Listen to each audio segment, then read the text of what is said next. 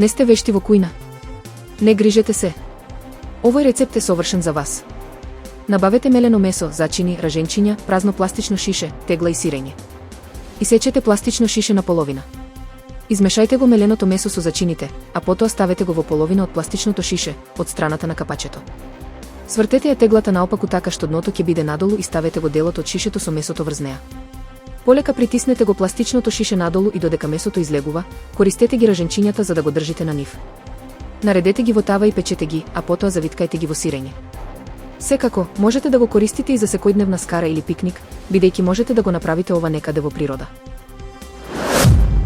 По пристигнувањето во Виена, председателот на Украина, Володимир Зеленски, на чудење на австрискиот печат ја заборави сопругата Олеена.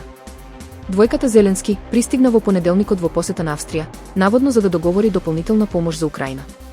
Поворка возила со полициска придружба ја донесе украинската делегација во замокот Хофбург околу 13 часот. Додека председателот Александар Ван дер Белен и неговата сопруга чекаа под чадор, Зеленски излезе од БМВ-то и веднаш се упати кон домакините, без да ја чека Олена да го заобиколи автомобилот и да му се придружи, како што вообичаено налага протоколот. Натали Рейнолдс е контроверзна инфлуенсерка која лани објави видео во кое тера бездомна жена да скокне во езеро за да ѝ даде $20. Жената не знаела да плива, па кога почна да се дави, инфлуенсерката само избега. Сега, TikTok и го банира профилот со 2,5 милиони следбеници, а таа беше снимена како плаче пред седиштето на социјалната мрежа. Деновиве вирално се споделува видео од девојка која стои пред зграда, низ солзи зборува на телефон и тропа на влезната врата. Девојката е Натали Рейнолдс, чиј TikTok профил со 2,5 милиони следбеници беше баниран.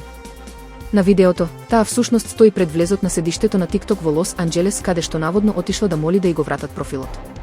Иако некои шпекулираат дека Натали самата го инсценирала видеото, факт е дека повторно го сврте фокусот кон нејзиното контроверзно однесување.